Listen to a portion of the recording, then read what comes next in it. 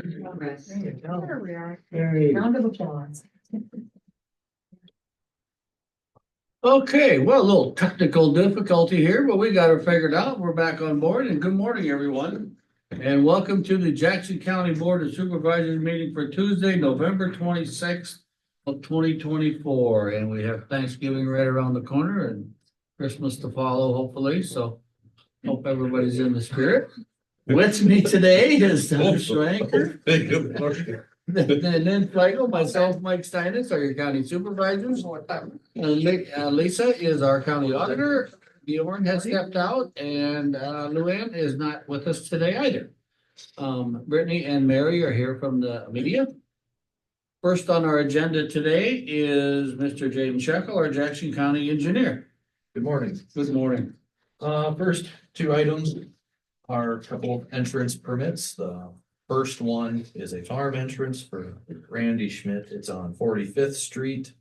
Van Buren Township of Section 23. No site distance issues on that one. Culvert is required and has been noted. So no issues on our end. So on one it says farm entrance, one says field entrance. What's the difference? The field entrance for another individual. Okay, so I get it, but what's the difference? What's the between the two? difference? It's not residential entrance, so it's So farm the- entrance. So the farm, in this case, the farm is going to be for his trucks for his livestock operation to come in there, where a field is simply just Into the accessing. field, into okay, a because we field. talked about this the last time, about field entrances.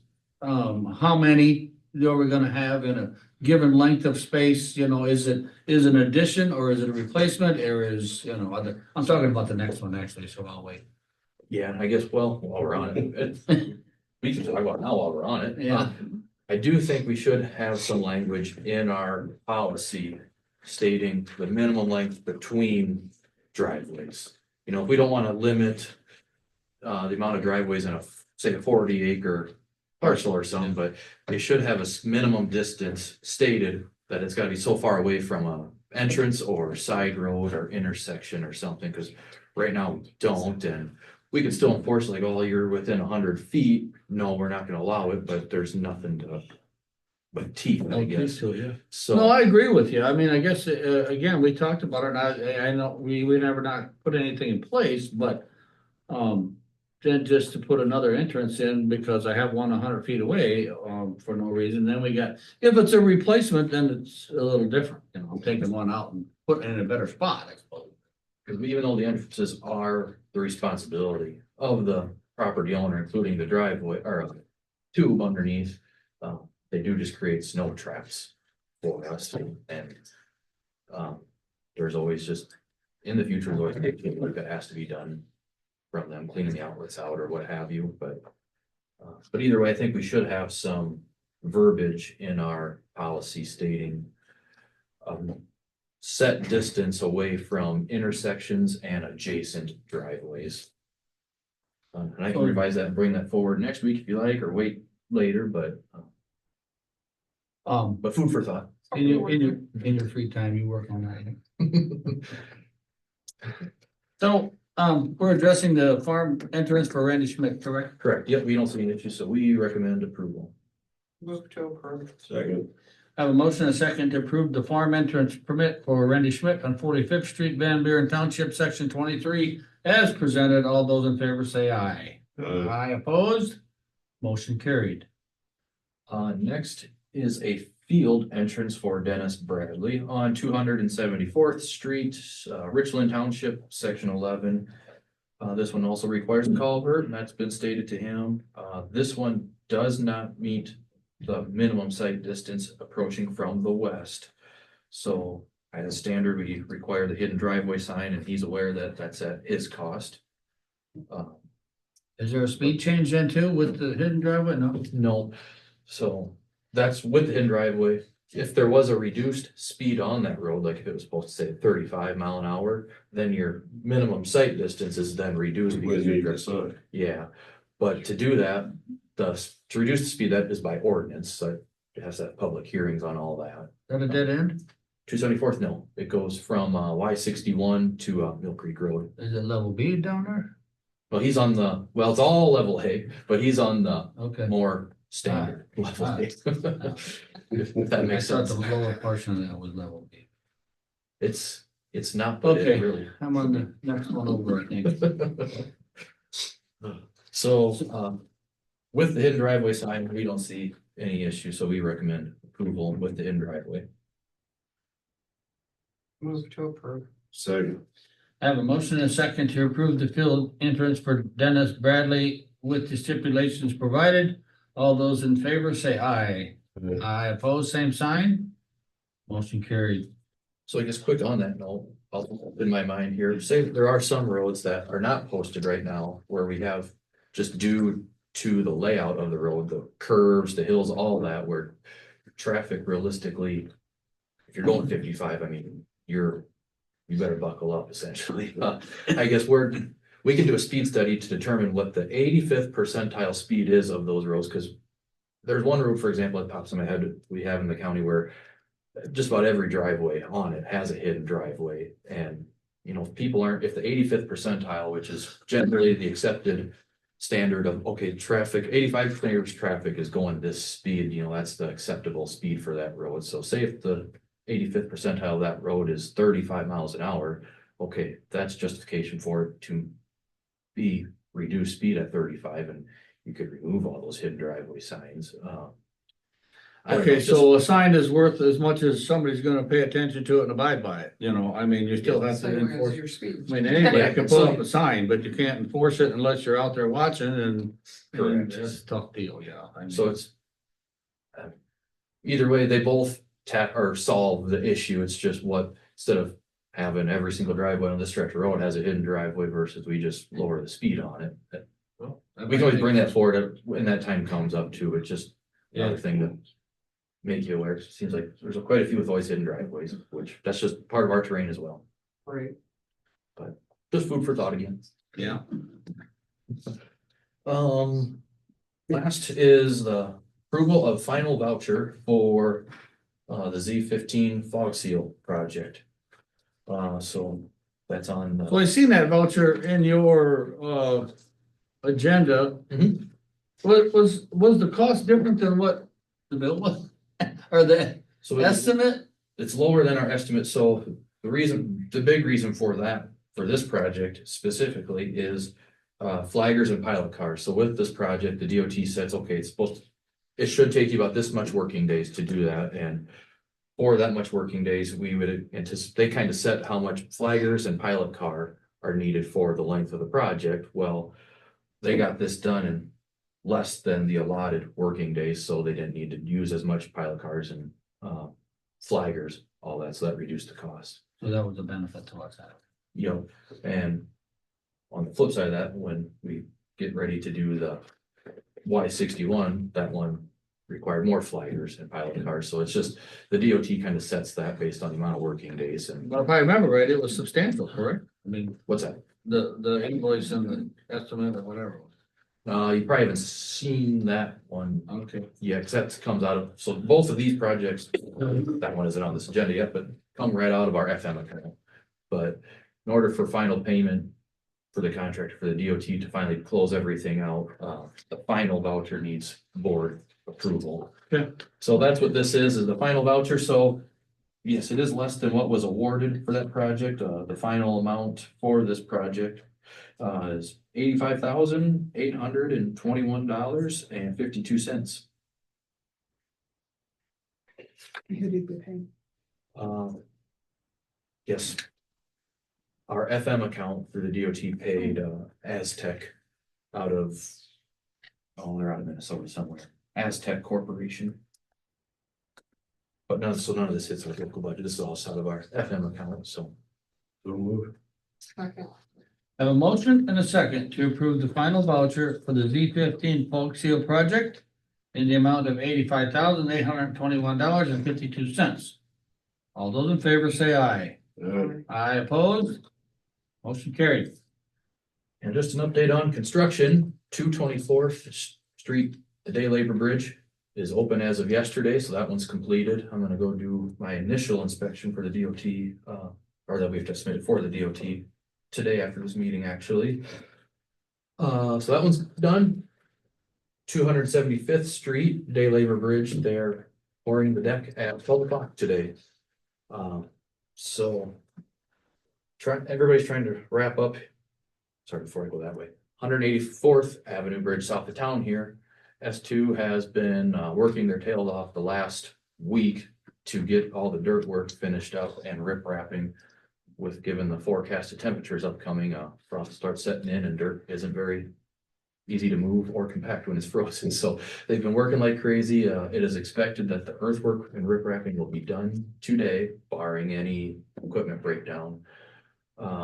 Seeding and mulching is planned for tomorrow, and then guardrail is planned for next week. So hopefully all goes as planned, and the bridge should hopefully be open next week. DOT's got to come and do their inspection of it too sometime here in December, but they're moving like crazy out there trying to get it done because winter is. I'm sure everybody will appreciate having that back open. Yeah, they've been inconvenienced for quite some time, since August, I believe. So yeah, we sure appreciate what they're doing. I mean, we've had pretty good weather, but again, it's catching up to us, so. And it's gonna change dramatically the way it appears. Yeah, who knows, what January could be warm, who knows, but trying to get it done while they can, so. Yeah, appreciate that. We'll wrap We'll up pass that along to them if you see them guys today. Okay, any questions for Jaden? Nope. All right, thanks, Jaden. Yep, have a Have a happy good day. Thanksgiving. Are there any visitors or citizens that would like to approach the board this morning? Seeing or hearing from none, and next on our agenda is Laura Perkins and Marilyn Osterhaus from the Jackson County Historic Preservation Commission. Good morning, ladies. Good morning, everyone.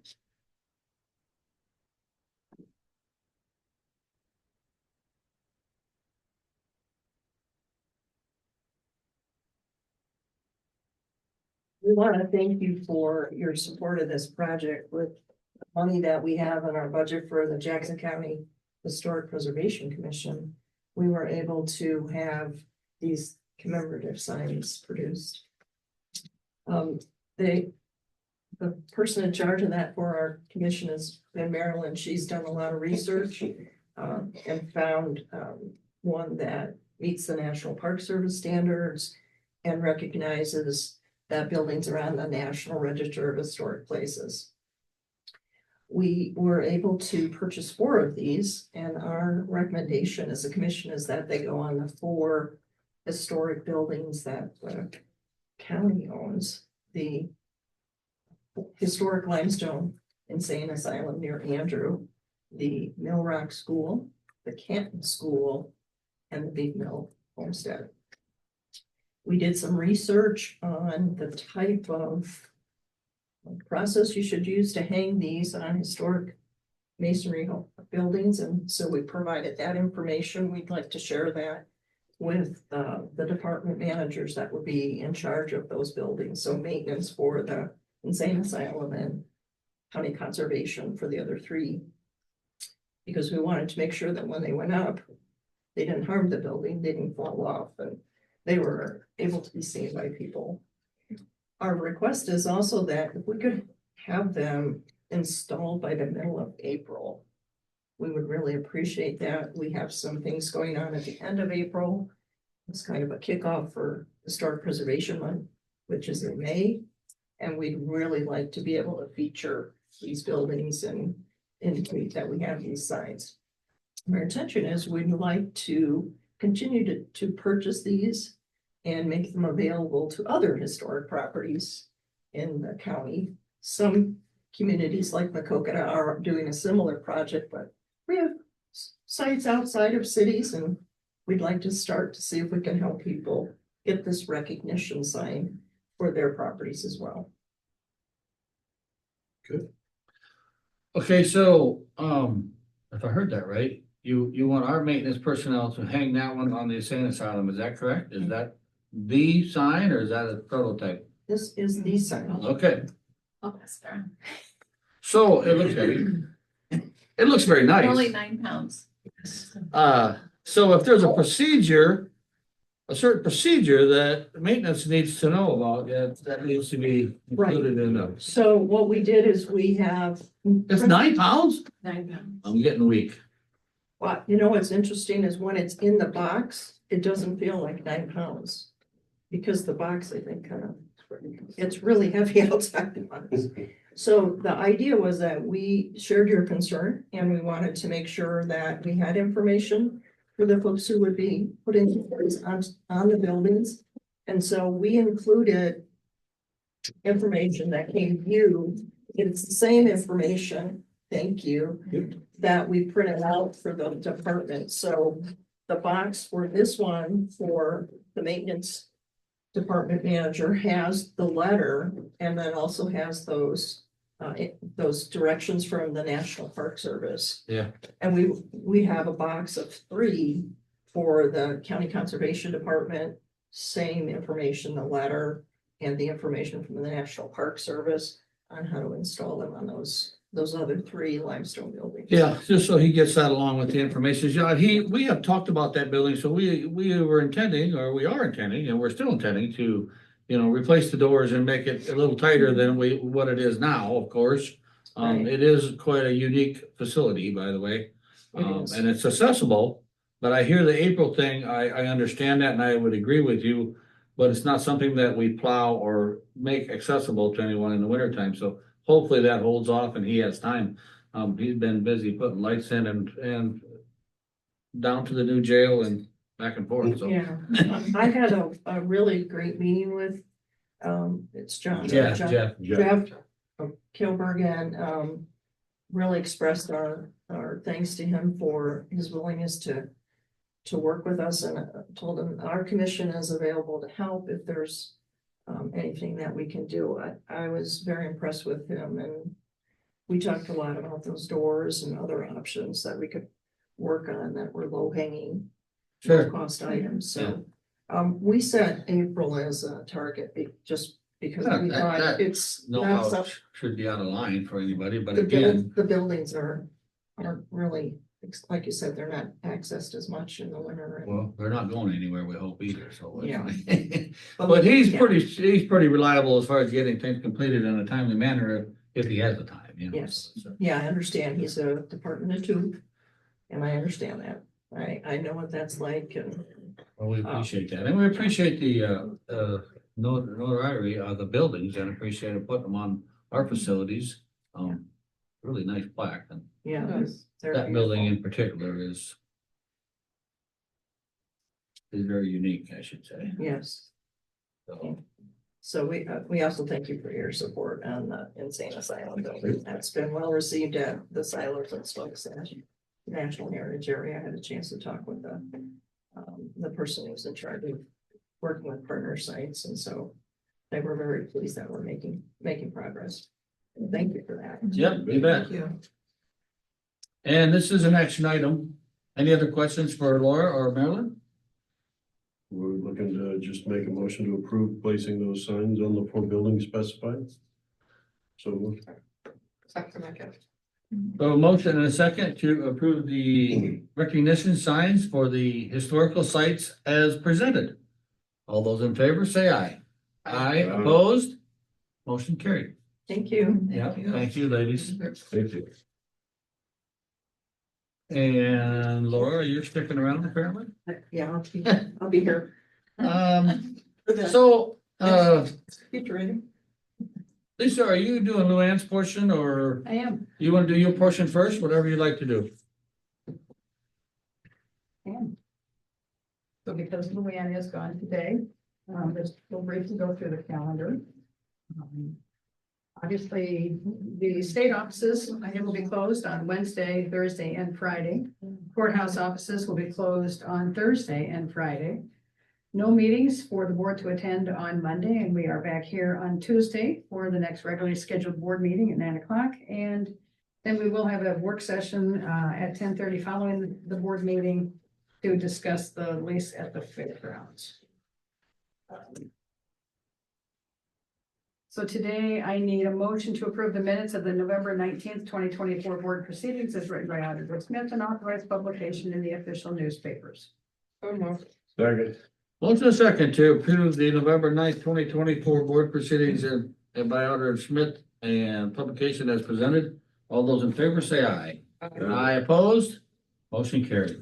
I need a motion to approve a Class B retail alcohol license to Tada Meats LLC at 18066 Highway 64 Macokota, effective December 14th, 2024 through December 13th, 2025. So moved. Second. Motion and second to approve Class B retail alcohol license to Tada Meats as presented. All those in favor say aye. Aye opposed? Motion carried. So just a kind of a recap and hopefully putting the period to the general election of 2024. It is the right of anybody to request a recount on a vote. And it was requested by the campaign of Christina Bohannon because of she lost less than 1,000 votes. She requested that all of the 20 counties in her district conduct a recount. We did the recount last Thursday afternoon. We started at 2 o'clock and we finished a little around midnight Thursday night, Friday morning. With the final tally happening is that there was a change in Jackson County, and so we are canvassing just that position, just that office. When we went into the day, we started off with 477 what we call undervotes. And when we ended up at the end of the night, we ended up with 474 undervotes. 3 more votes were cast and given to Christina Bohannon. And the reason why we believe, without going through and actually looking and counting, and this recount board decided not to do that, it is the belief that we call them marginal marks. Could be a flick of your ink. It could be maybe someone putting something in that spot, but the machines at the precincts did not read that. But the high-speed scanner that we used, and that's what we used, was that same scanner that we use for absentees on election day. It picked up 1 vote in Bellevue, 1 vote in Lamont, and 1 vote in Preston. So today I am recanvassing this election and including 3 more votes for Christina Bohannon. And I will have signatures for you to sign so we can forward to the state of Iowa, the Secretary of State. So I need a motion to approve and authorize the board to certify the recount and corrected abstract of votes cast in Jackson County at the November 5th, 2024 general election as shown by the 13 regular precincts and absentee precinct for the United States Representative District 1 contest between Christina Bohannon and Marion Miller Meeks, and authorize the board to sign the official abstract of votes for the recount and authorize Auditor Smith to forward the abstract to the Iowa Secretary of State. Move. Second. I have a motion and a second to approve the board to certify the recount and corrected abstract of ballots cast in Jackson County at the November 5th, 2024 general election as presented. All those in favor say aye. Aye. Aye opposed? Motion carried. I also need a motion to approve resolution number 1083-11-26-2024, certifying delinquent leisure-like assessments to the county treasurer for property tax collection effective November 26, 2024. This is kind of a quarterly thing, I would say. Shelley she sends out notices. And matter of fact, there was some that came in yesterday and paid cash. So, I mean, those notices are effective. Unfortunately, there's over $4,000 here that didn't get collected. And so we are going to put that based on, if you pass this resolution today, we will put those on their property taxes for collection through the treasurer's office. Do we know, Lisa, are these like normally the same individuals? And it appears, looking at the number, was it a little less than normal or is it about the same? Is it about the same? That's kind of in the ballpark, yeah. So move. Second. Motion and second to approve resolution 1083-11-26-2024, certifying delinquent leisure lake sewer assessments as presented. All those in favor say aye. Aye. Aye opposed, same sign. Motion carried. I would like to circle back with the board. John Hanson is coming in today. And we need to have a discussion, so at this point, I would like to at least pause my part of the agenda. Okay. So we'll come back to that. Yep. So we went to Luann's Yep. and we went most of through Lisa's. And we are joined by Lori Rowland. Jackson County Zoning Administrator and Laura Cartons, ECIA Senior Planner. Yeehaw. She's Good like a morning, bad ladies. penny this morning. She keeps popping. I Got what? who wouldn't want to be at this meeting? I said she's like a bad penny this morning. No, Laura's anything but a bad We penny. told her to stick around. Yeah, yeah. So anyway, so we've been talking about rewriting old regular zoning ordinance now for quite a while. We found where there's definitions that aren't where they need to be. There's things are evolving. People are wanting to do different things with land than they've wanted to before. We don't, excuse me, we don't address agritourism. We have people talking about doing barn wedding venues out in the county. Nowhere in our ordinance are we addressing some of these ventures. The farm tours and different things like that where they craft and sell and see what are some of the I have some odd notes too. I that have been- remember we were trying to find logging. Oh, We yeah. couldn't find logging. Yeah, we couldn't even find logging operations and we can see where we've used them under certain things, but like M2, but is that really where that needs to be? So there's all kinds of issues within our ordinance that hopefully we can get addressed. If you guys do choose to sign this, you might choose to sign it, but wait until we get the review back from the county attorney, just to make sure that everything within the contract looks good.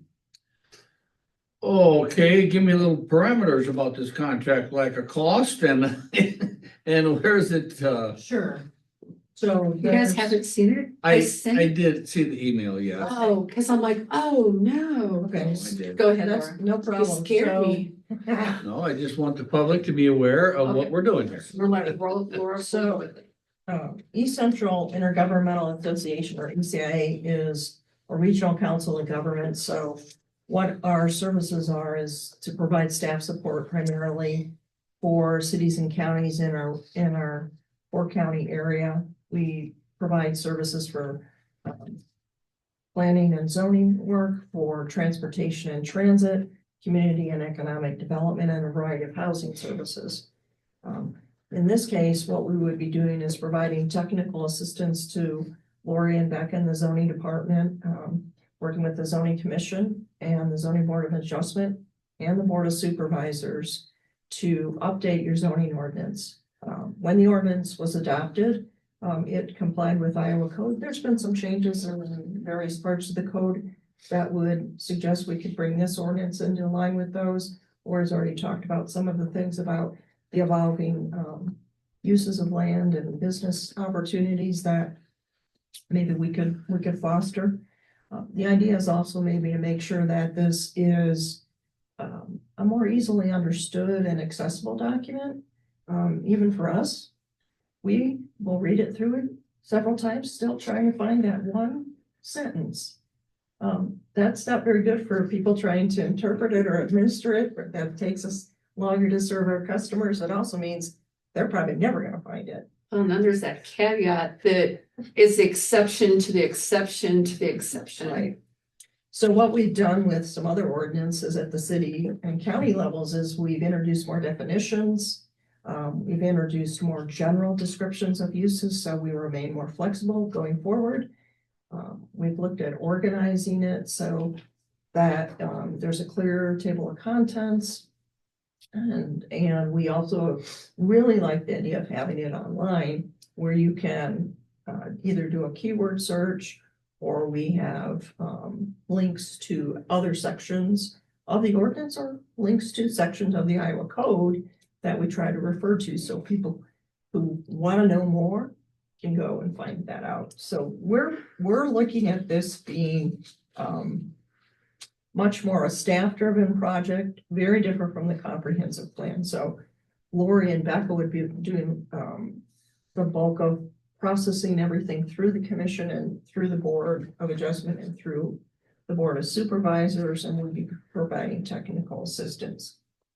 Our thought is we do an initial draft, get input from lots of stakeholders, particularly from the other county departments, the county attorney and auditor's offices for sure, and then revise that draft and bring it forward for a final review and adoption. So that's a real hitting the high points for you. I'm happy to talk about more in particular. We had estimated that we would be able to start this project with your approval on December 1st, and we would intend to finish it by End of August. end of August. The total cost is estimated to be $18,000. We would have ECI share be 50% or 9,000. Lori has asked us if we could do the county payments in 2 stages based on the fiscal year. She currently has $5,000 in this fiscal year budget for planning consultant work.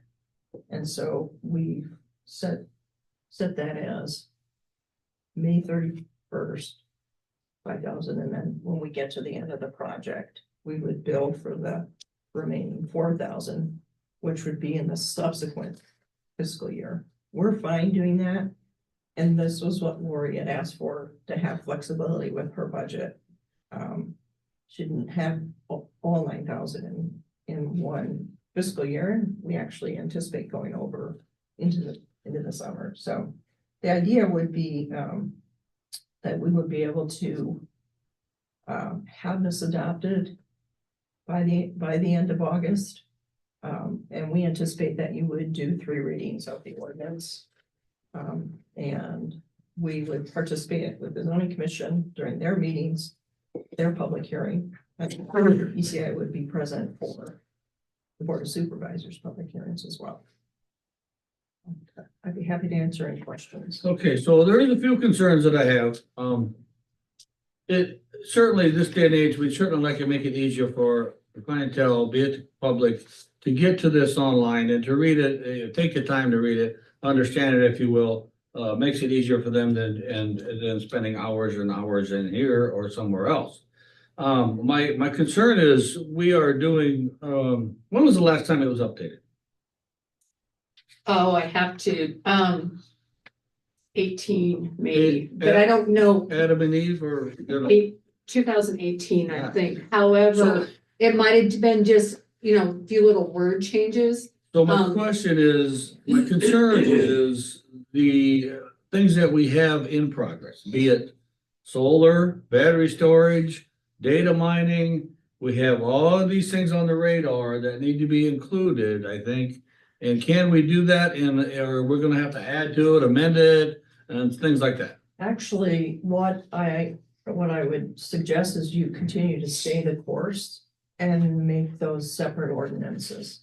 So we are staying the course, but as we know, it takes time. Oh, gosh, Michael. Sure. Yeah. So, I'm sorry. No, and you and I have discussed this, and I know I've kind of mentioned to you guys, what we've talked about is, the solar and the battery storage and wind all stay in a standalone units or standalone ordinances. Right. Taking the data mining and rolling that into the general ordinance, rewriting that, The zoning ordinance. the regular zoning ordinance. We can reference those uses, but my recommendation is that you continue to use a separate ordinance for wind energy conversion systems, for solar energy systems, Battery storage. for battery storage, for any of these things that other counties are doing the same thing. They are dealing with them in a separate ordinance. And the zoning ordinance is dealing with the use of the land and not the technical aspects of wind towers or wind turbines or solar arrays. Those are being dealt with in separate But is ordinances. use of land. I mean, that obviously is use of land. So honestly, 2018 is not that long ago. But I mean, I'm sure we're missing I don't think something. that's I don't. I don't think it was a complete, Well, these could initially function as standalone, then in maybe 5, 10 years, when we decide to do this again, they could then be included, rolled into one if we so choose, or they could They could. stay standalone. Sure. So one of the things to consider when now or when you get to that point is when you put something in a zoning ordinance, there are specific Iowa code mandates for what a zoning ordinance can and cannot do. Generally, grandfathering is an issue. If you adopt an ordinance amendment to a zoning ordinance, typically it doesn't go back and make somebody change everything they ever did on their property, so it meets absolutely all the Right. the requirements. It also means that there's things that the zoning commission will act on, and there's things that the zoning board of adjustment will act on. The board of adjustment is what we call quasi judicial. That means you tell them, here's your parameters, here's how you make your decision, and they make it. And if someone doesn't like it, they have to take the board of adjustment to court. So sometimes city councils or boards of supervisors prefer to retain something that maybe they feel maybe it's something they'd rather keep their finger on, or have their thumb on the pulse of, something like wind energy or something like solar. There's no right or wrong answer. I'm just kind of sharing how you want to approach these. Absolutely, you don't have to make a decision today. Absolutely, we can make them amendments in the future. And I think at this point, I think having them disconnected is helpful. What we're going to try and work on is making this land development code easier for people in the county to do what they want with their property without impinging on the values and the rights of their neighbors. And so I like the focus that these big items of wind and battery storage and solar would be separate, so people can focus on just those things, because they're very complex. There's a lot of issues and they're important. And what we're really wanting to focus on, for example, we have properties that there isn't really a zone for them. Leisure Lake is an example. So can we craft some regulations so it's much easier for Lori's department and for the owners and developers to work with the lots the way that they were laid out, for example. So that's what I envision from discussing this with Lori over how many months, chit-chatting about it. So that's what I feel like we can work on here, and Lori and her commission and board can work on those other bigger issues for you separately, and that lets them also focus on that. So that was a really long answer. I guess we certainly want the code and our ordinance to reflect or intertwine, if it will. I mean, that makes sense. Otherwise, we are. My concern is, again, I understand, I appreciate what you said about making it easier, because I don't want to be to restrictive point that we're not respecting land ownership somehow, there's a fine line there. Absolutely. And so I'll give you an example of what you're already doing. So you have a floodplain management ordinance that's separate, but it's referenced in your zoning ordinance. And some of the other ordinances that we've helped update or create do the same thing with floodplain, and they do the same thing with wind energy or something else. They may refer back to another section of the code that the county's established. So I think floodplain is, to me, a really good example. There's a whole specified set of regulations that go into a model ordinance, and most cities and counties adopt those almost verbatim. And then they kind of parallel the zoning process. If you're in a floodplain, you're gonna be talking to sometimes the engineer and the zoning administrator, sometimes it's in just one department, but it's a separate ordinance. It has a whole separate focus, but it is intertwined. Yeah, well, they have to be. I mean, we can't beat the code. So, we have to adapt to it and be mirrored over it, if you will, or if that's the right word or not. But my other question would be, Mhm. I really appreciate ECI's generosity in paying for half of it. Does that come from some type of funding, or something, or what happens here? Yes, we are able to receive funding from the US Department of Agriculture Okay. to provide many of the services like this that we do to rural communities. And so we're allowed to use that as a match to provide services to Jackson County for this purpose. Why is it at the county attorney's is just to make sure it's okay or? Yes, please. We are creating an ordinance that has ties to the Iowa code that can be complex. There's cases at the Supreme Court. I am not an attorney. And I always appreciate having a county attorney's viewpoint to make sure that we haven't missed something. And because I'm not a lawyer and I don't wanna make a recommendation that creates a problem for me. We've all been taught not to give legal advice, correct? So anyway, I can appreciate Ask an that. attorney. So I guess I'm in favor of doing that. I mean, it all needs, to me, this is like codifying the ordinances and just kind of updating things. So I'm in favor of this, but I just don't know what, you looking for us to make a motion to approve it pending county attorney approval? Or would it be better to just get his 2 cents and then he can come back for just approval next week or? That's fine too. So I understand we have a very short week here for everyone's concerned, so the county attorney, I don't know how busy he is. He'll be home reading. I'll be home reading during Thanksgiving breakfast or more dinner, yeah. I'm still reading the WEC, whatever it is, yeah. Wind Energy Conversion System Ordinance. I got it. Yeah, that's fine. Can I just Whatever works. Sure. elaborate on something you said, about,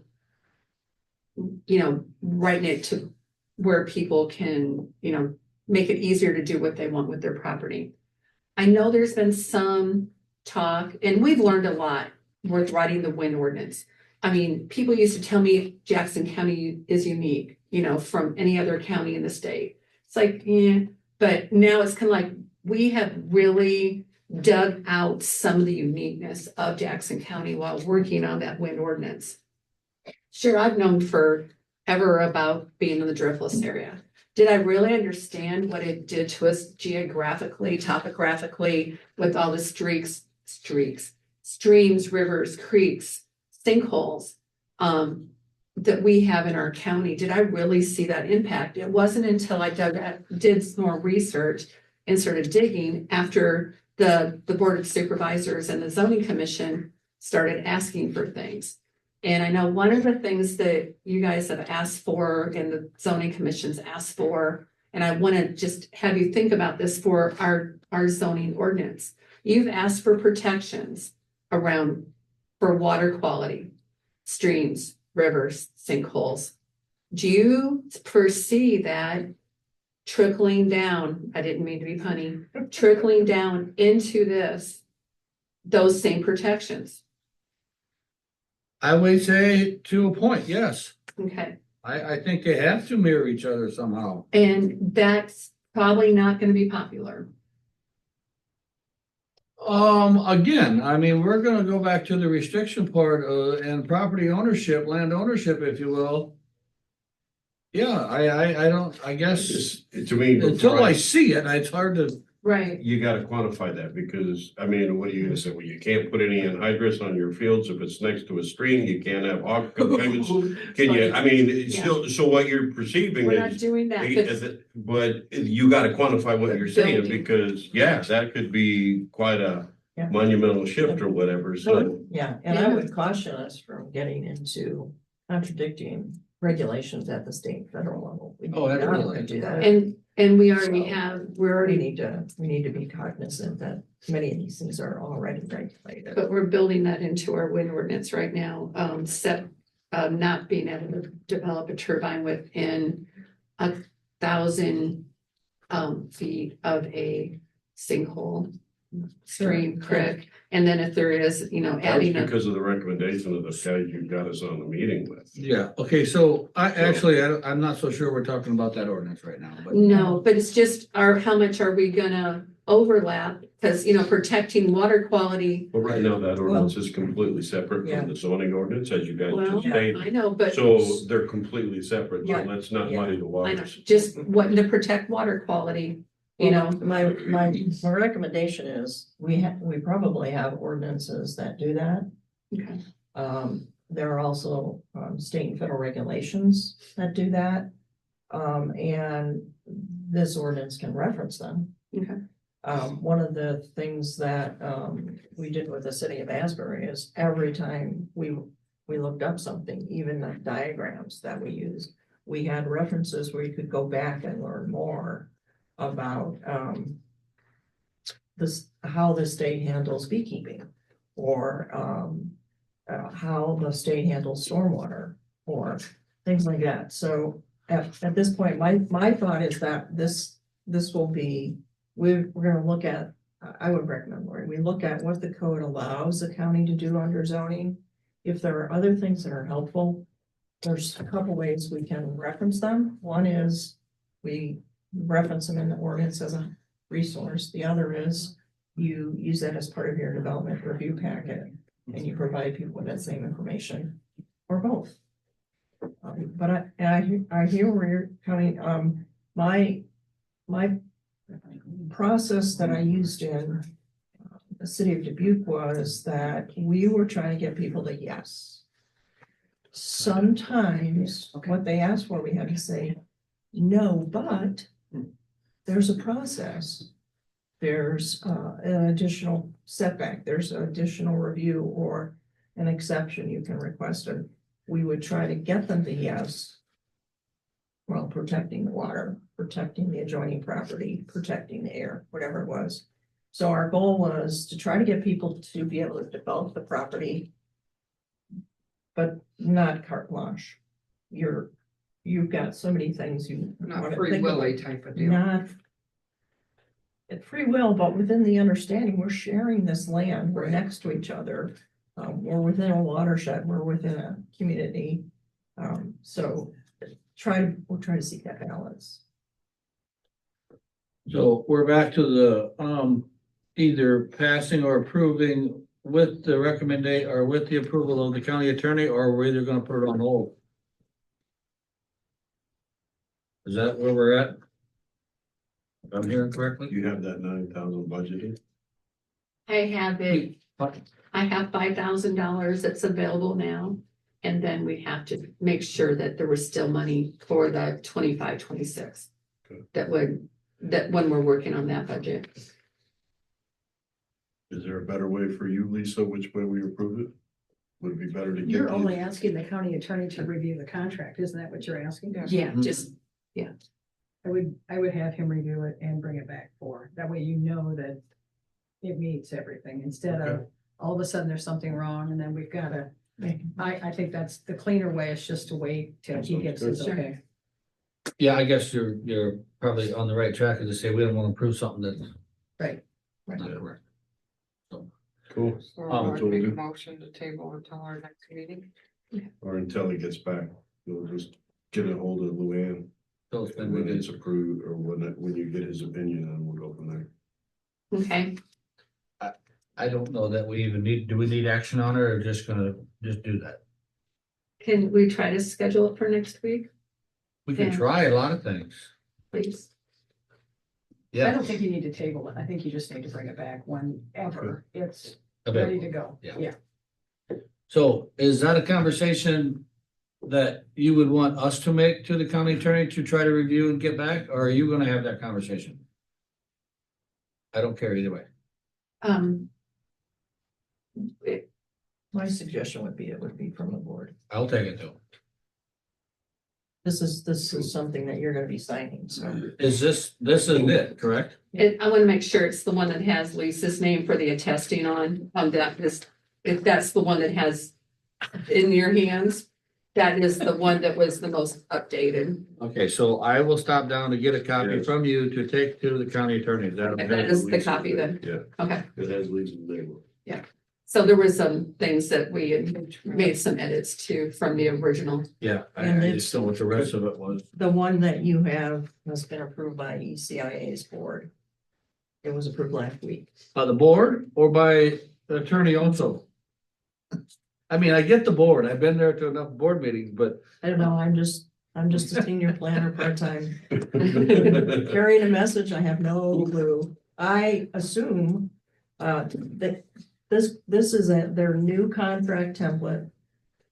So all the contracts now follow this, and that was developed with the ECIA attorney. So that minimizes what each contract does not. and I certainly appreciate that, but again, that board is not legal counsel either, so. No, but this is the new format for contracts. So it was probably presented to the attorney.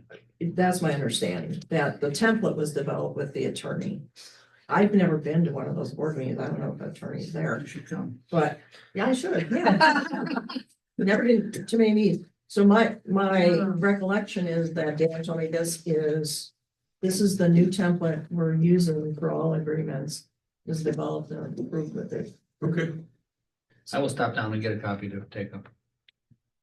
thank you. That's the same one you have. I Oh, appreciate man. your time. I'll hand deliver. Thank you very much. Yeah, thank you for your time. Have a great Thanksgiving. Yeah, you too. Looking forward to some turkey. Yep. I look forward to visiting with you later. What? I look forward to visiting with you later. Okay. Thank you. Is that a threat? No, that is a sincere, Mr. Steinus. Leave me alone. All right, Back to Lisa. So what I'm asking now is that, John Hanson is here from, Construction Consultant, Midwest Construction Consultants. And I wanted him to, what, question? Just a question before Lori steps out. Lori? Yes, sir. Could you check with, Elizabeth is on our agenda. I don't know if she's aware, but if you just touch base when you're down there and say it'll be 10-15 minutes. Lisa. Thank you. Yeah. So. No, we're good.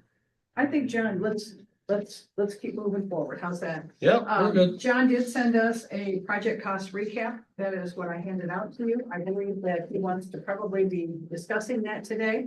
The reason why is because next week is a claims week, and if with your approval, I did not make a motion to approve these claims. I will do that next week. I stored some things on the computer, so. Based on Sorry. your direction. Good morning. Good morning.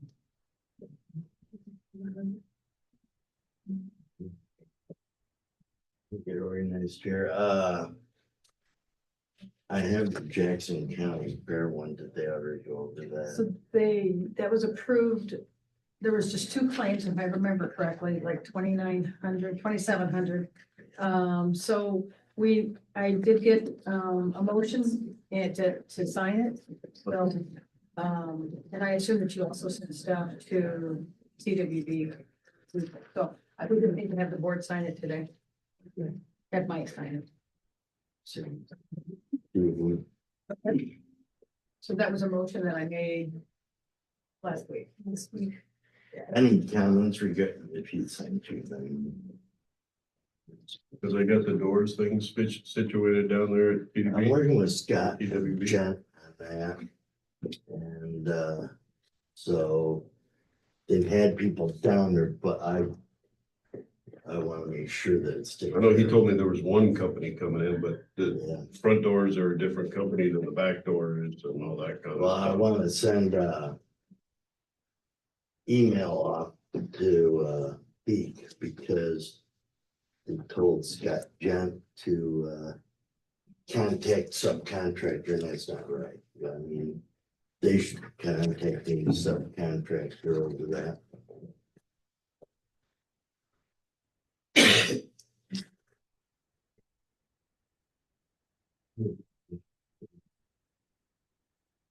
So. With that being said, I'm okay with signing these. Yes. Got the doors figured out? They're working on it. I know there's something about the bathroom, the epoxy or something, wasn't it the bathroom? It's the It's sensor hard in to the clean. bathroom. It works when you're standing away from it, but if you're sitting down and close to it, it's not functioning. No, one of the epoxy floors is really difficult to clean because it's kind of rough, and I'm mistaken. Oh, I think I brought that up to you a Yeah. little while back, that yeah, it's tearing up the mop and trying to clean the floor because well, maybe tearing up the mops, but I'd rather tear up the mops than somebody slip on the floor and get hurt too. But, but you also have to be able to clean the floor. yeah, That's hard to scrub. So, I mean, I guess before we move on, is there a certain standard we should go by or something in that specification, or is it up to standard, or what's the case? well, I don't think it's out of standard, but, the only way to correct that type of situation would be to put, another coat of sealer. or Sealer, yeah. something on it. And we could certainly do that, I mean, and it sounds like it's just one of the bathrooms. It doesn't sound like it's both bathrooms to my understanding. So Oh, that Just know my it's one, brought up every meeting I'm at, they talk. my one question is, did one of the bathrooms maybe miss a coat of sealer versus the other one got it? You know, how do you tell that?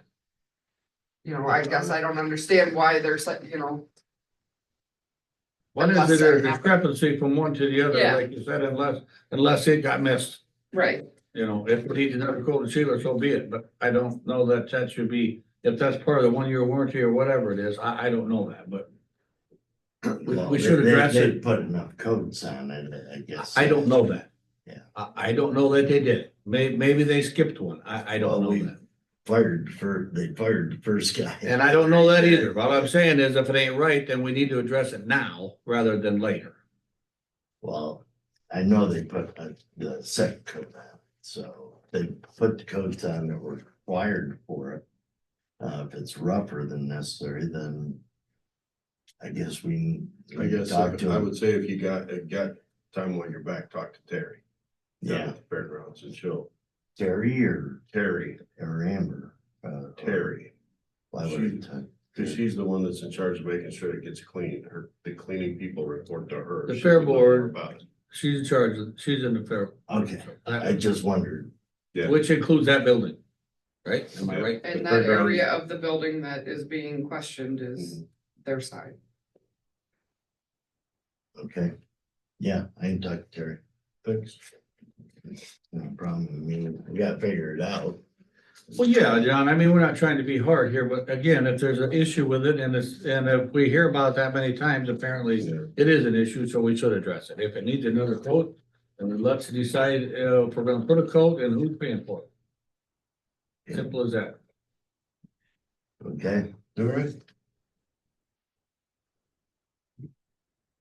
What's Terry's last name? Seltzer, Seltzer. is it TERI?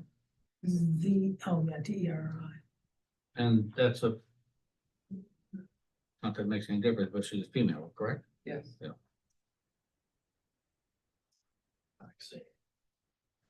Okay.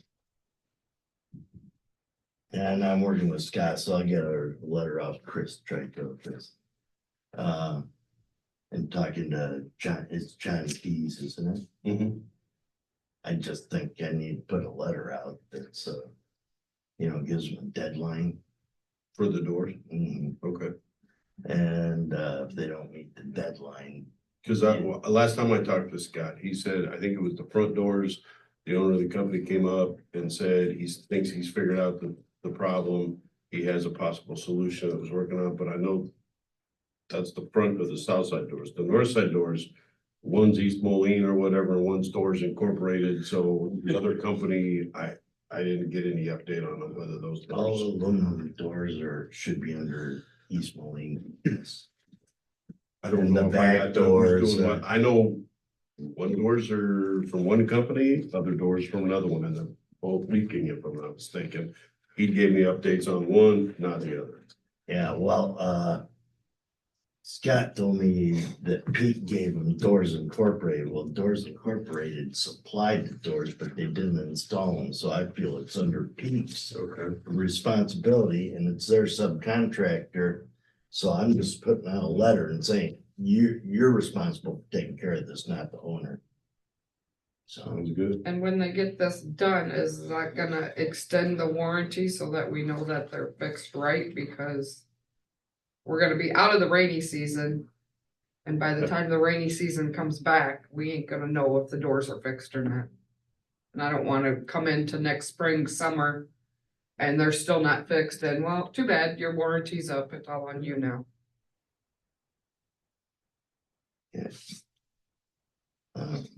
I'll check into that. I don't remember what the substantial completion date is. I think it was like April, May, if I'm not mistaken, Mhm. somewhere in there, so. I thought it was more towards the end of February, March, but anyhow, I just wanna make sure that we're gonna be able to know that.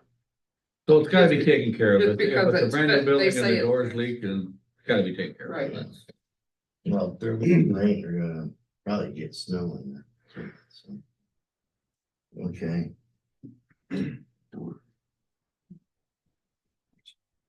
That case means you're leaking heat and electricity and energy also. I had a flash drive. Oh, there's it. On to the jail. Okay, so I have several things to go over. I have the final change order for Rock River. To go over and approve. I have the pay app and then some certificates of substantial completion to go over with you, so we can get them signed and get that moving along also. So anyways, we'll go over the change order first. We're gonna turn that dang thing on. Turned it the wrong way.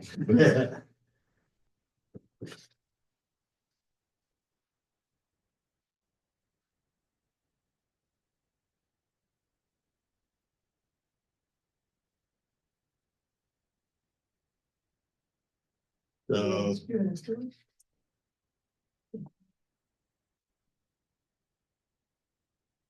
so this is change order 5-3 Rock River. And change order. Number one is when the fire marshal came through. Even after it was approved, he wanted 4 more exit signs put up in the quarters around the jail. Typically never do that, but he rose to stink about it, and we had to add 4 additional exit signs, 3 in the corridor around the jail perimeter, and then 1 in the booking area. That was an add of $1,027.78. The sheriff wanted a security cage over the fire alarm and video visitation. So I had him purchase one and put that up. That was at $154.37. And then others. How do we get to the fire alarm if there's a cage over it? There wasn't a cage over it. How do we get to it now? I don't know. How do you pull the fire alarm if is it a locked box or something? It's a box that I guess you can open, but anyways, you want to keep kids out of it. So I had them at it. That seems not to be. I agree with you. It's a purpose, right? I mean, I So guess it's the only fire alarm in the building? the kids walk down the hallway to school and get School. ready and pull the fire alarm. We gotta be So accessible. who to the can, so fire. who can open it? You have to undo the cage to get into the fire alarm? It takes an adult cage. The child's not gonna be able to So just it's a reach child, it. so it's a child-proof cage. Yes, that's correct. I don't like that idea. You know how all the kids ripping off the fire alarm? They're all over the school district. I don't understand the I thought mean- of kids running around being able to pull open fire alarms in the jail. Jail, I mean, they shouldn't be running around Free Willy anyhow. I don't think a lot of kids think. It's- Sheriff's office. It's just a video visitation, which is an exterior exterior component, you know, it's not. Still. To me, a child should be able to pull a fire alarm if something is going on. There should be an adult with them. Yeah, but okay, you get overtaken by whatever, something falls and hits you. It's a whole jail full of security guards. That's worried the word about from that jail. It's just dumb to. Childproof a security system. Talk to Brett. We can talk about, I mean, it's been installed, so. Well, it's a business. So this was at the request of the sheriff, so I would have a conversation with the sheriff. That's all. You know, you can plan for too many scenarios too, Yeah, but, I just good foot soldier. The other was additional wiring for owner equipment. Twist lock receptacle in IT room.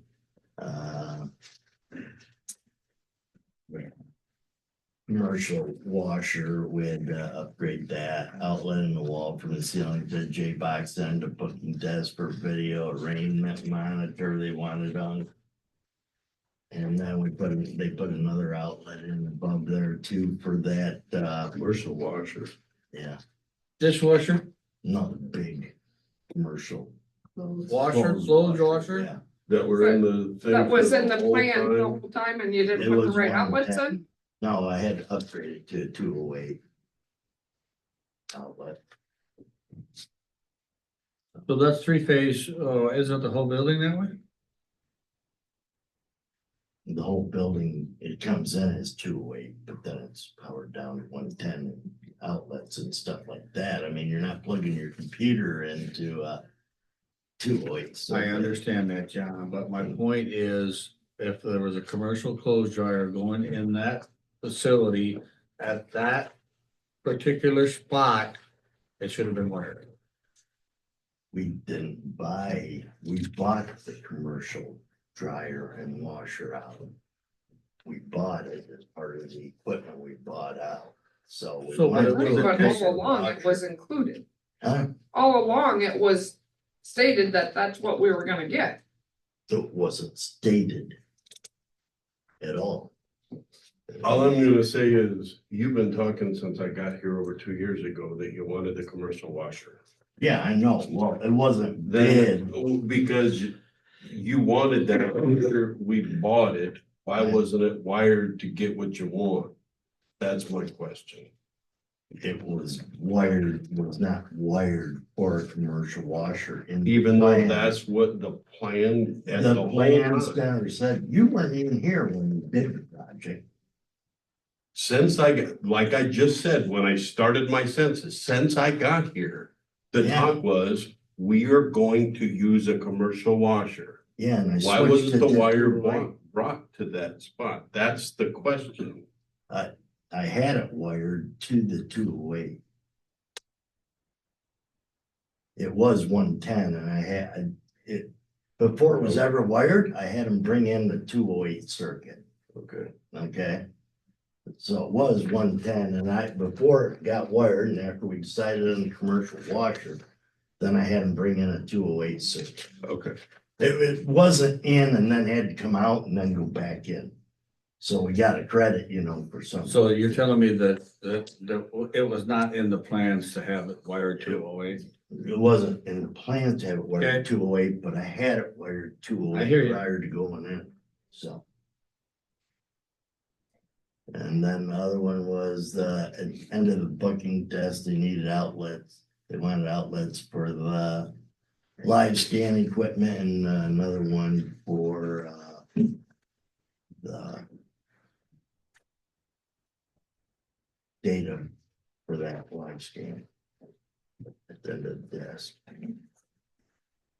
So, I mean, these guys have done work, extra work too, through Doug Schnorr and stuff that helped the project out along the way. So I thought that was very reasonable what they had in their cost. I mean, a lot of the cost was for the equipment that went into the IT room and the extra TVs and stuff they wired for us at no cost. The extra TVs they wanted in there, they brought outlets and everything else, so I thought that's pretty reasonable. So I guess it'd be my recommendation that we go ahead and approve the change order for $3,462.22 to Rock River. I would like to do this next week. Yeah, we can't approve anything today, it's not on the agenda, so. So I will, with your approval, I will bring this back next week for the motion. Sure. Okay.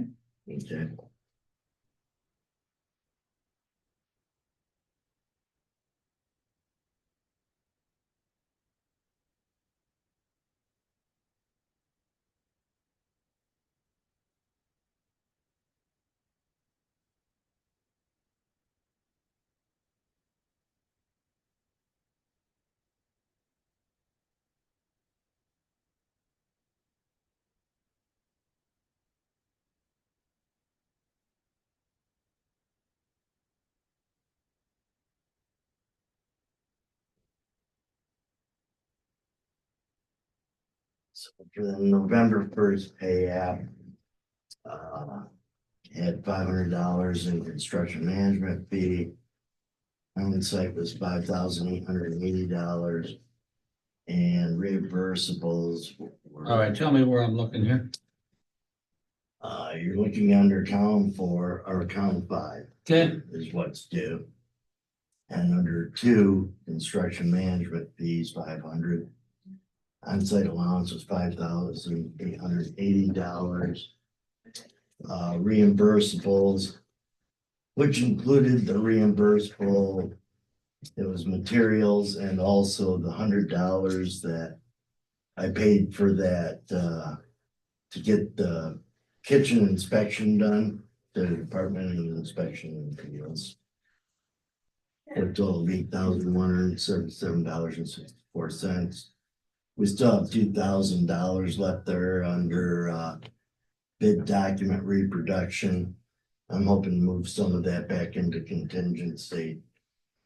Should be able to move approximately $1,600 or $14 or $1,500 back into contingency to zero that out next month. I printed all the as-built, 2 sets of as-bills for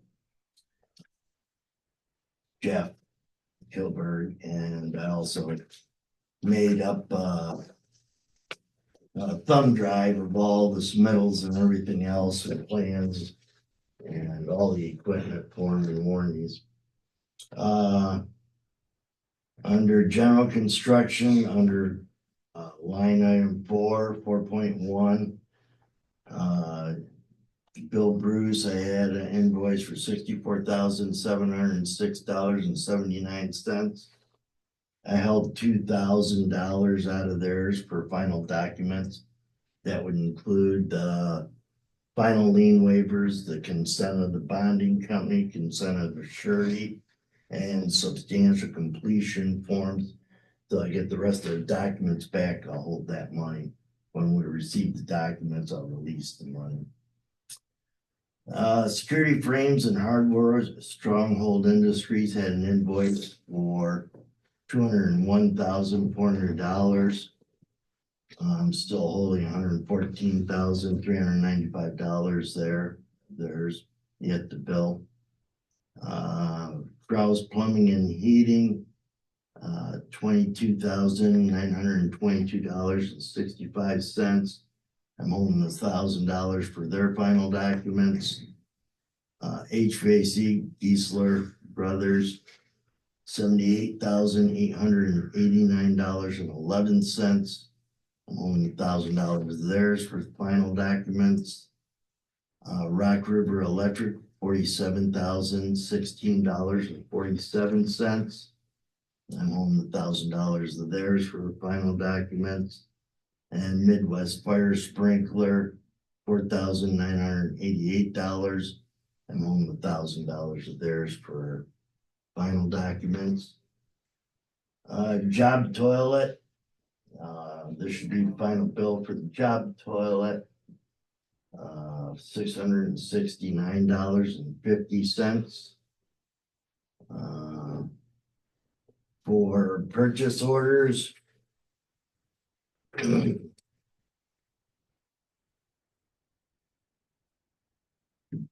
Some of these are probably paid lease purchase orders.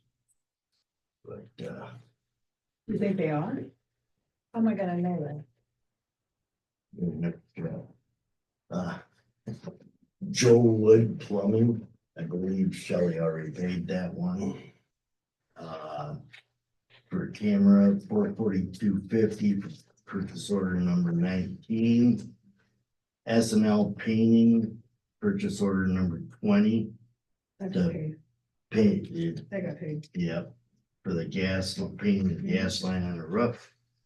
I had Midwest Alarm Services for fire alarm monitoring contract of $1,792.05.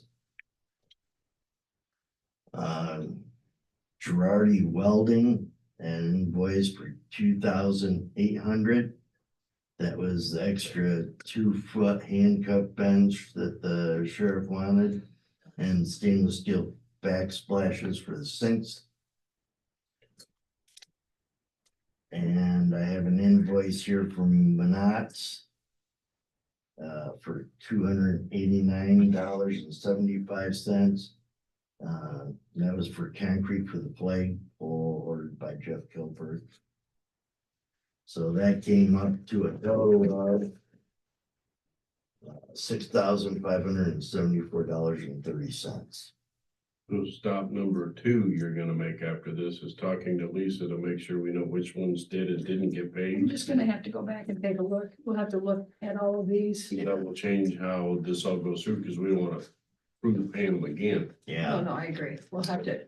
I was working with Shelley on it, and she told me I think she paid Joel Wood and Manats and. I believe that to be true, because we didn't want them to wait.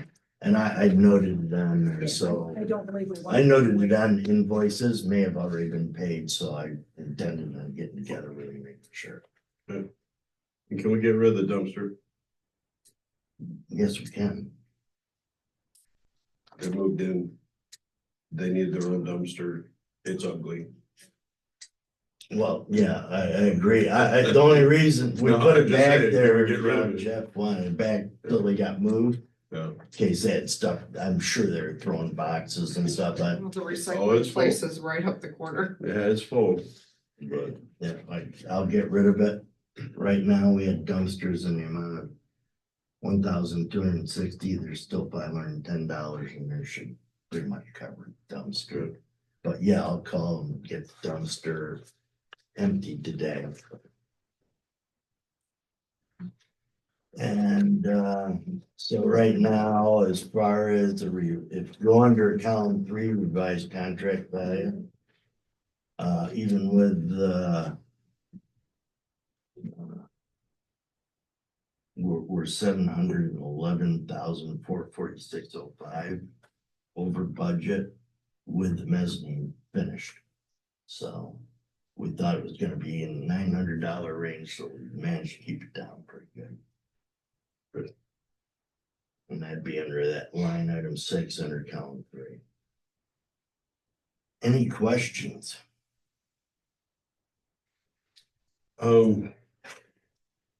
Is there a sign anywhere in this? This is Jackson County Sheriff's or anything?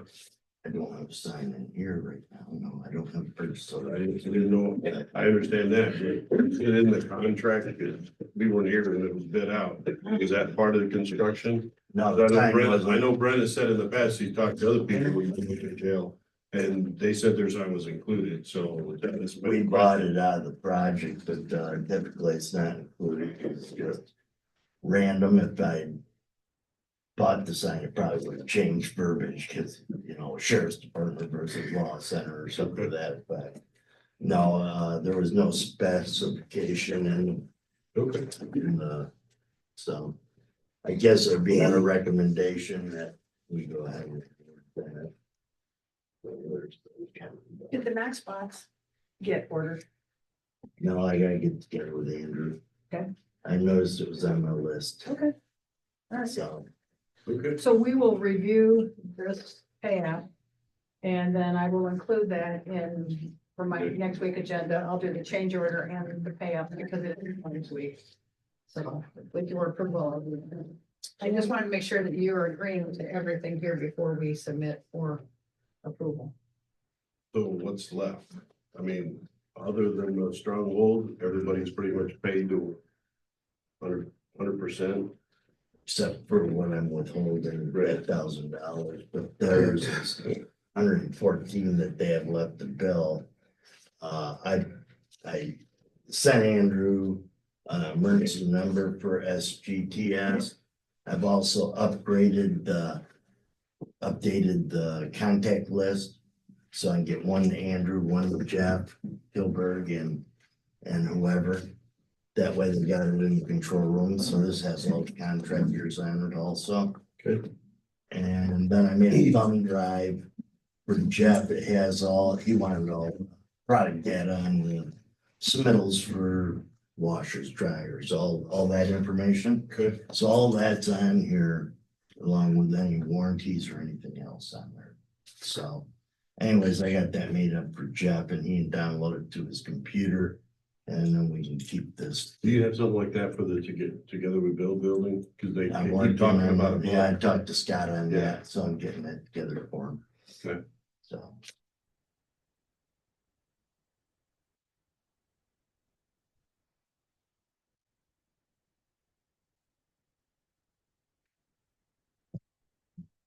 I think we can even do the substantial complete letter still there, too, correct? Okay, we want to just go over them Okay. because I've got different dates because Okay.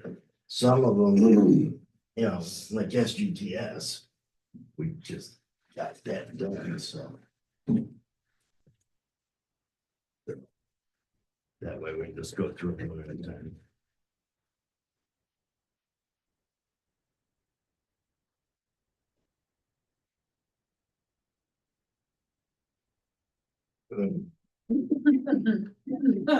So the first one.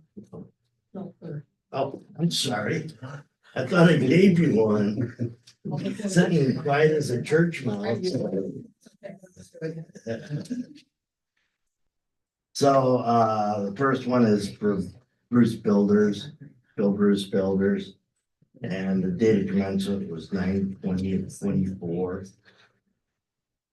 And, so, the second one is to Stronghold Industries.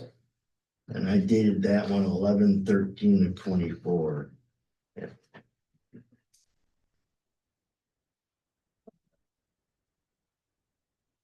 House Plumbing and Heating, I dated 10/28/24. That's after they finished the trench drain and plumbing there. Next one would be Easler Brothers, and that's 8/16/24. When they finished the test and balance and all the work on the HVAC system. Next one is Rock River, 9/20/24. That's when we had the open house. And Midwest Automatic Fire Sprinkler, 9/20/24. So that's the date their warranty starts? Yeah. Everything has a 1-year warranty? Yes. So I'll leave those extra. I just need one, so happy then. And you can just scan up to me. So that basically covers everything I have. I'll get together with Terry, talk about that, I should go take a look at it. I stopped and talked to Amber too, and over there, just make sure everything's getting done over there, and then I gotta go to the jail. I got somebody volunteered me to put dang letters on the door, but Andrew called me and said, "Yeah, they dropped them off." Said, "You're gonna put them on." I didn't say that, but doggone it, I just went done. And then I'll visit with them over there and see if they got anything for me. So Okay. I'm kind of here for most day. If anybody needs me. Sounds good. Any You gonna other give that- You questions? gonna give that drive to Jeff or? I was going to give it to Jeff, so he got it downloaded to his computer. Okay. So my briefcase broke coming in here, so. No charges for that. I thought I lost it, damn it. Well, I appreciate your time Thank you. and anything comes up, give me a help, Well, yeah, I'm sure there's small things and you know. be available anyway. I have Blake working on a warning report form. That way we can track some of this stuff if it goes, you know, prolonged stuff. If something keeps, you know, say we have a HVAC unit keeps going down, we can track it, you know, by filling out the warning report forms. And I mean, if something needs fixed right away, you fix it right away, but if you got some paint flaking, usually wait till 11th month or whatever to let it flake to the extent possible. So I'm getting that ready, and then that will go to Andrew and Jeff, and that way they can get those filled out and keep me informed. Okay, that's all I had for you for today. I guess that was enough. That's enough. Thank you very much, John. Appreciate it. Yeah. All right, well, we hope everything runs smooth from here on. I haven't heard a few things, so gas smells and such, and we think that's just maybe nature of the beast, that everything's starting up and everything's warming up and everything's running, so. I don't think, I haven't heard anything of any gas. Well, the maintenance didn't find anything, and I think they checked things over and didn't find anything, so they could, I mean, they had a meter in Them there. floor drains, I'll talk to Jeff, them floor drains and mechanical chases. They will, the traps can tend to dry out, so you can put either that RV antifreeze in them or mineral oil. That way it won't evaporate off because they don't get used in Sure. the mechanical chases very often at all, so. You can get some gas smells there. I'll get together with Jeff, but I figured on getting together with Jeff and Andrew and just seeing what's up. Working. Yeah, there's a shakeout period for anything. Sure, Cause they called me yesterday and said that they couldn't get the control room to cool down.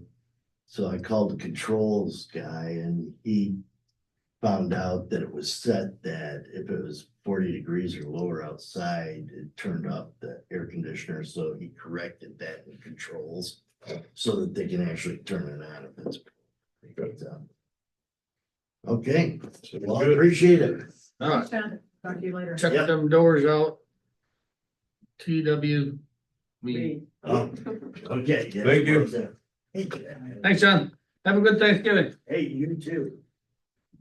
Okay, moving right along here. I did turn Elizabeth around, so Jack and Lene, if you'd like to come up. Be great. Good morning.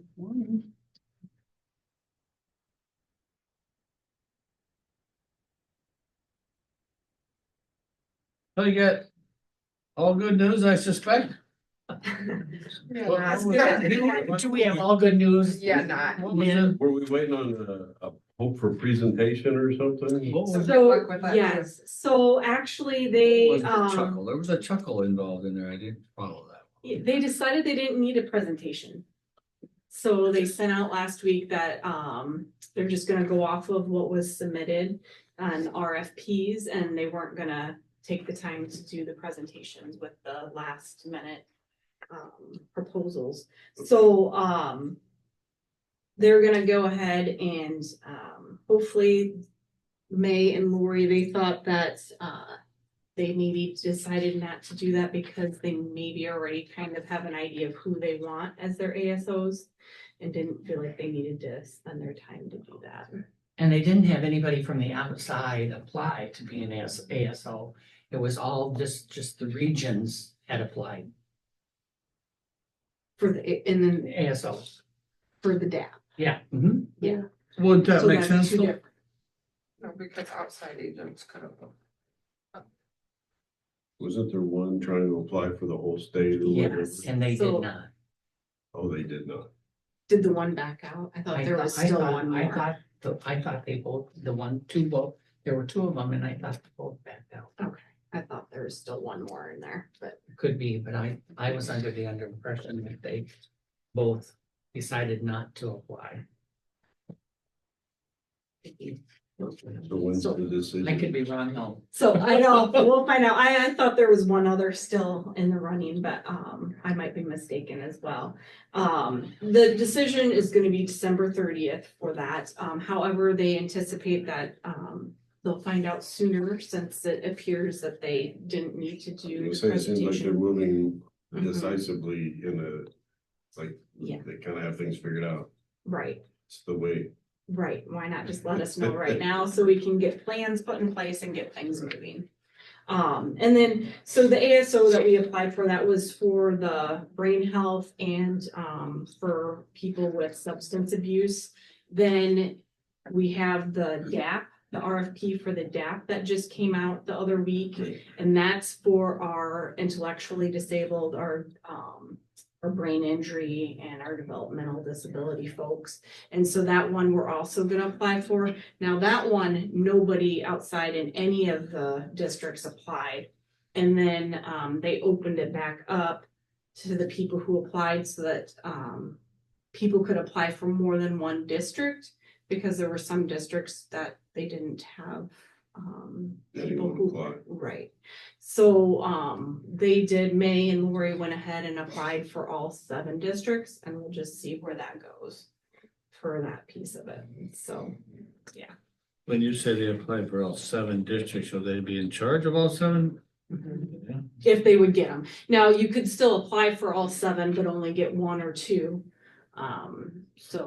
But they just went ahead, and since the state opened it up for them again because they didn't get enough people to put in bids for all of the That's just districts. for the. So was Health and Human Services That's- that decided they didn't need the presentation? Who decided they didn't need the presentation? So that would be Yeah. HHS, Yeah. Health and Department of Human Human Services. Services. Mhm.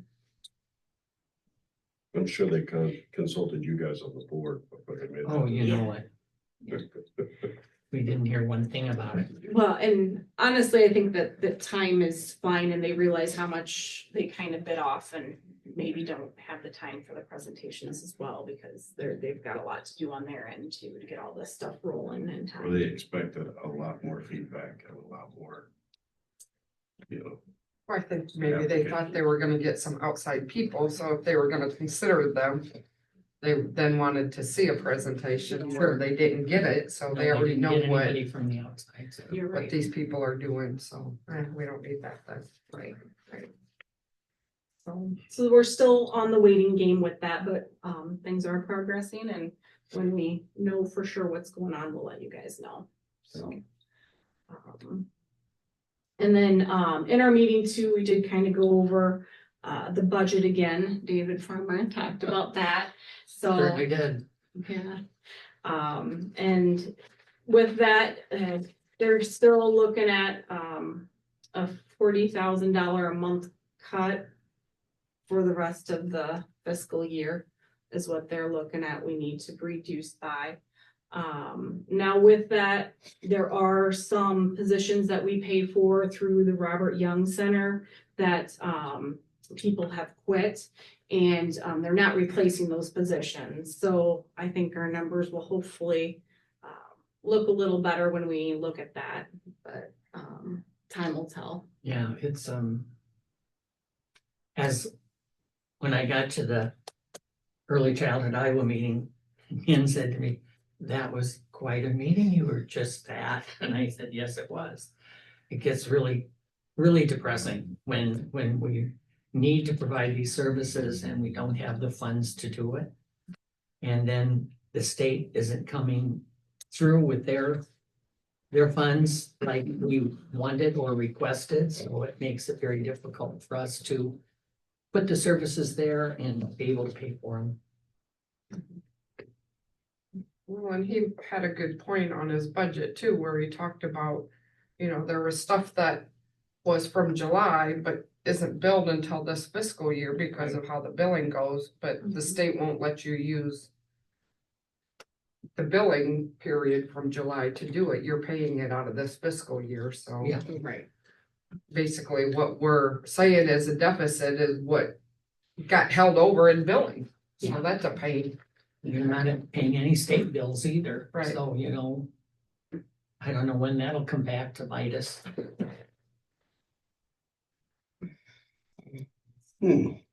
But good news, we want to find the silver lining, right? So our mobile crisis in Jackson County, people are using that. We've had 6 people use it last month. Our co-responders, the officers love them. And they've helped 13 people last month, 1 child and 12 adults.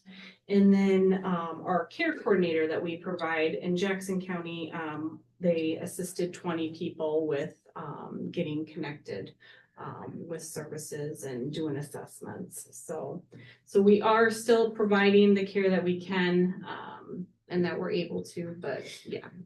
And one of the other things that happened yesterday is Jim Crocker had sent a letter to the governing board about the co-responders and the importance of them being available. And it was an excellent letter. We didn't all get one, we just got one to pass around, but Yeah. you know, he really did a good job of telling the story. But I don't know where it'll go. Yeah. Okay, well, I guess we're yet to be updated. Yes. So hopefully December will be the. As we've been That is hearing cool. for 2 years. Yeah. To be determined yet. Yeah. Absolutely. I, you know, again, sit here a couple, 3 weeks ago and you listen to the 2 of them, I don't know how they could not be considered. You know, whatever the RFP or whatever consideration was, I guess. Right. I expected for them to make a presentation of which would have been. You know, May Beneficial and to it, Lori are just amazing. They are. We are so fortunate to have them as a team. Yeah, and you could see that. I could see that from a presentation being put forward, but Mhm. again, that wasn't the case. I hope the consideration is positive. Absolutely. And she's doing a great job also. She really is.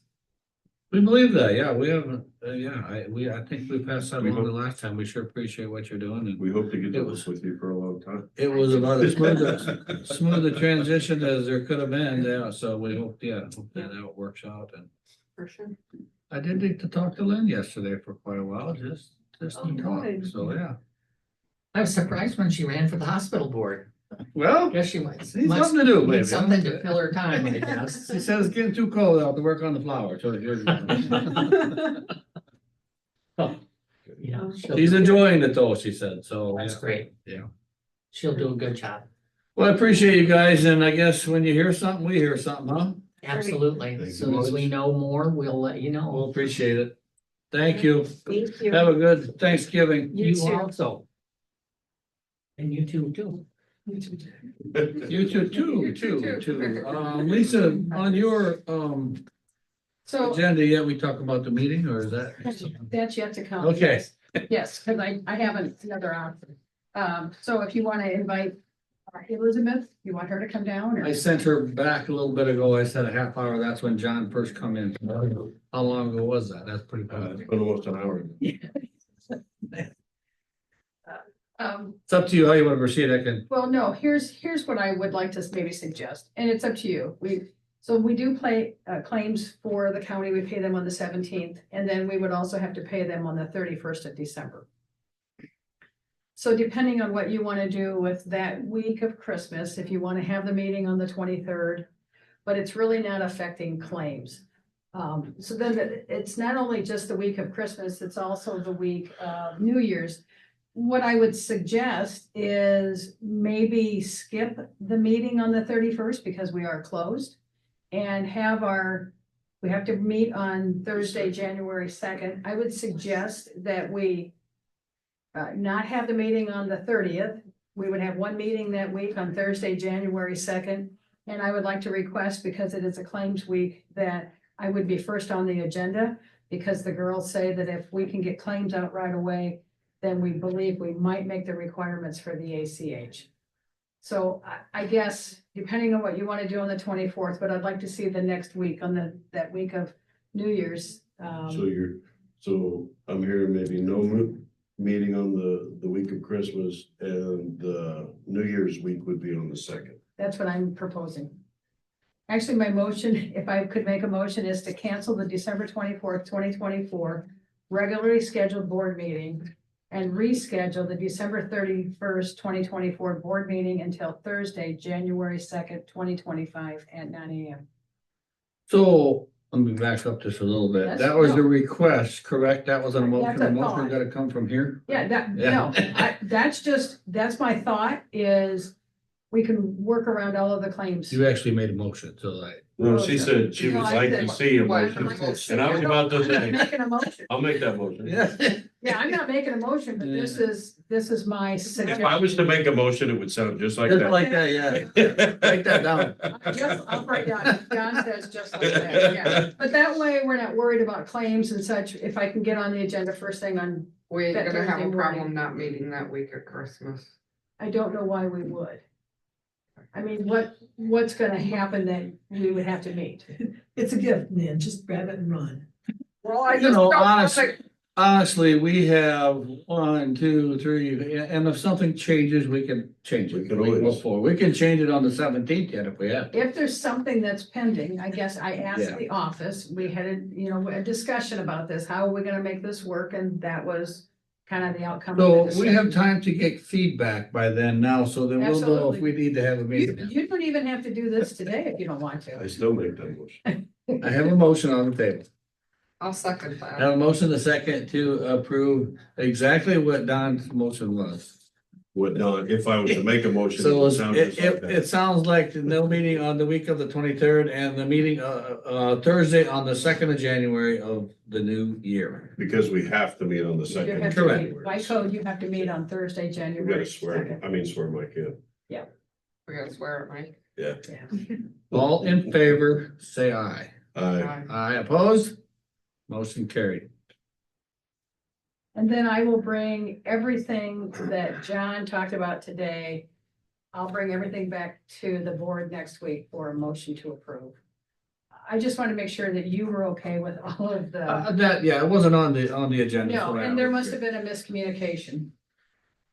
So anyway, when he called me yesterday, I said, I think we need to get this, we need to get it out, you need to talk to the board. So I said, let's do this, and I said, I will come back then on the following week for an official motion, Perfect. and I will do that. We'll take a short recess at this time. Yeah. We will reconvene at this time, and Elizabeth Townsend from the Jackson County Health Administration has joined us. Good morning. Good morning.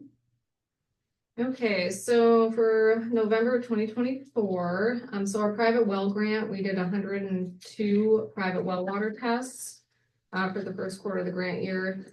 That actually ended up using up quite a bit of our funds. In addition to three private well renovations and 56 wells that we plugged in the county. The 56 wells have not been entered into the grant database yet. So just with the 3 renovations and the 102 water tests, we spent almost more than half of our grant for the year. I did reach out to Health and Human Services to see if we could put grant money towards the wells that were plugged in Dressler's, and she said yes. So what we're doing is we're actually waiting for them to make payments on their water bill to meet that $700 threshold of where they would get that reimbursement. And then at that point, later in the spring of next year, we'll do a reimbursement. They might not get the full 700, but they'll get something back. So because of that, we put a hold on water testing. That's caused a big uproar. People aren't happy about that. But we did at our board. So, I apologize to interrupt. Is there an option that they could pay for the water test? Yes, Okay. so I put a request to my board. We did an action item to approve a $40 water testing fee. So we purchased the water So test my kits. next question before you finish that is, do you have time for it? Yeah, I do. I don't think we're gonna get as many. Now, we talked about redoing some, other things, in the, Yeah, so this is kind of a good downtime just to get caught up on paperwork, get everything filed for the year, working on some other administrative things, but yeah, so I do have time for it. It's just a $40 fee that people might not be as eager to. honestly, that seems pretty minimal to me. I don't know, to know what's in your water, or to have a water test done and have somebody come and do it, sounds pretty minimal. to me. Yeah, so I did have like one call today. I actually sent out over 100 letters to people that drilled wells in the last 2 years to get a water test. So they're required by the DNR to within 30 days of getting their new well hooked up to get a water test. So I'm getting a lot of response from that. So there's no requirement that they have to do that on their own? to It's report? their responsibility. Yeah, so I think a lot of people think it's the health department's responsibility, but it's their responsibility to get that water test. So like I know you just drilled a new well, so within 30 days of getting that well hooked up, you're required to get a water test. Then that gets submitted to me and then I enter it into the DNR database. Makes sense. Yeah. Let's see where we at with that. Okay, so yeah, so we're gonna be continuing to do the water tests, just with a fee. I don't know if there will be a reallocation of funds from the state, at the end of January. They do look at that every year. So we have submitted a request to receive additional funds if they haven't, that they can allocate to us. And then January is National Radon Action Month, so I'm just gonna put some emphasis on this very small radon program that we have. We buy radon test kits and then we sell them. But one of the things we offer is to set the kit up for people, because there's a lot of people that don't understand how to set the kit up, or they just want the convenience of us coming out to do that. So we'll put an ad out, in a couple of the local papers.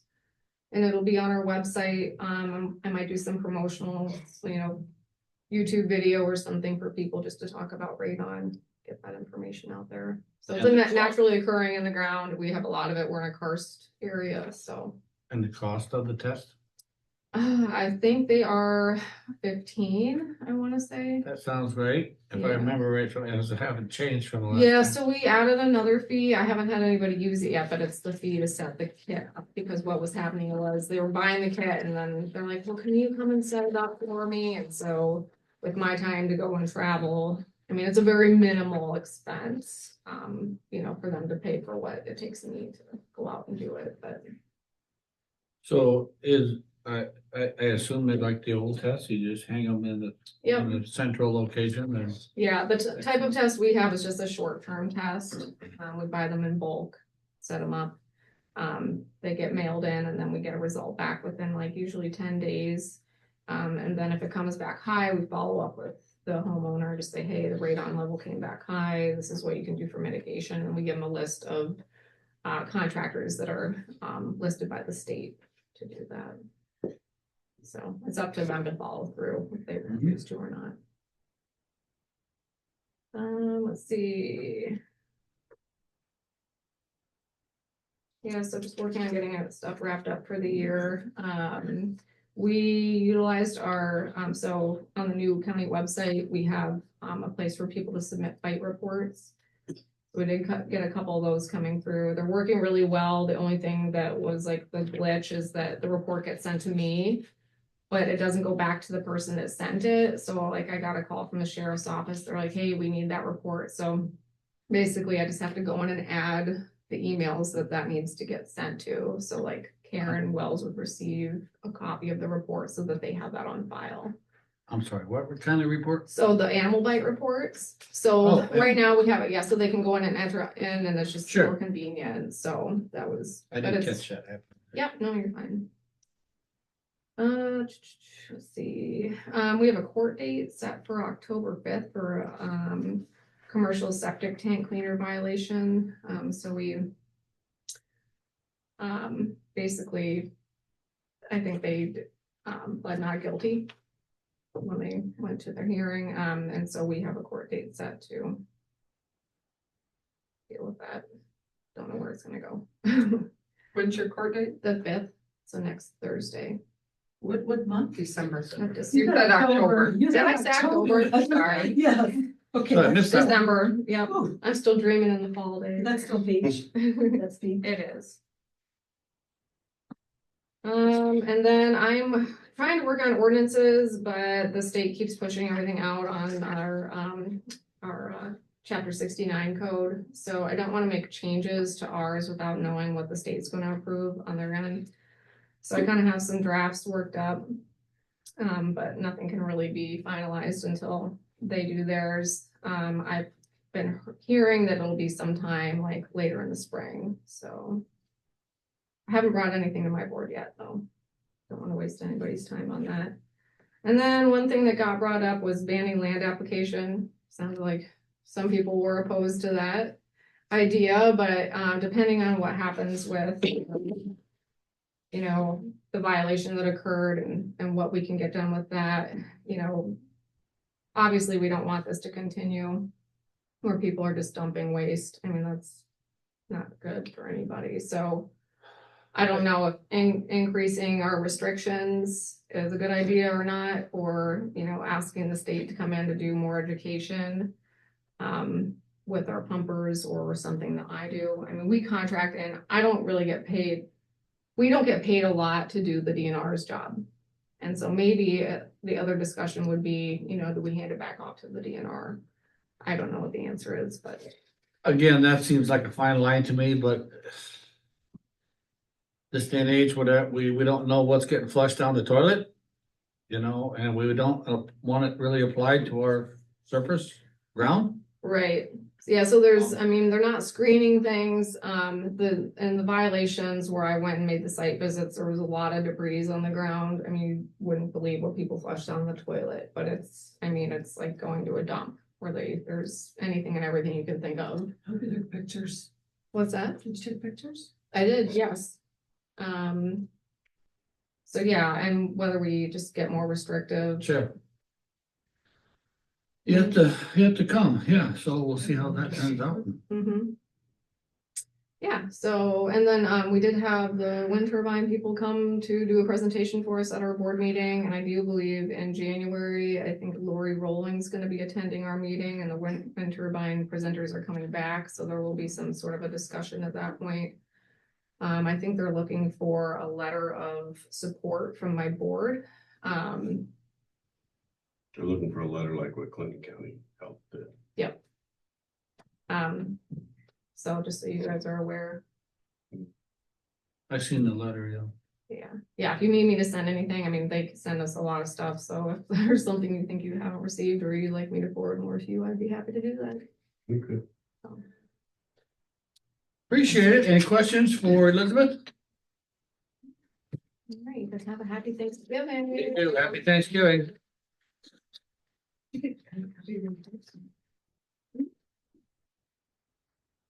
Okay, let me look here. Lisa, Luann, you did to that, Jack and Lene, and any other business before the board? ECIA early childhood met, we just met last night. One of their big pushes that they're trying to get is kind of car seat technicians in areas, which we don't really have any in Jackson County from what they could tell. But there is a website you can go to, safekids.org. The city of Fulton Fire Department has like 2 or 3 technicians that they said they are willing to help anybody with car seat placement that way. Mercy One and Lutheran Services of Iowa also have some spots, but that was kind of their big thing. And coming to find out, like ECIA granted, I believe it was Genesis One and maybe Lutheran Services, some money. I forget who the other agent was for sure, but to kind of purchase some extra car seats, and they went like hotcakes for people needing car seats. And this kind of came about because of local schools drop-off zones. They were seeing a lot of kids not in seats that should be So they were kind of wondering, if there's seats available and if there's good spots for, somebody to make sure their seats are installed properly, so. Mary Kay did try to get on a training that was coming up here, I think, the first part of December, but she did not, or actually it was middle of November here, but she did not get into the class. So, and that's kind of just picked by the state on who gets in, because it's a free training, but it's kind of sounds like it's a costly training for the state. There is a strategic planning for the child care for Jackson County. There was a survey that went out, and come the first part of December here, they're having a all-day meeting. I believe it's December 6th on childcare in Jackson County. Clinton County did the same thing about a year ago, and It's at the Innovate 120. yes, yes.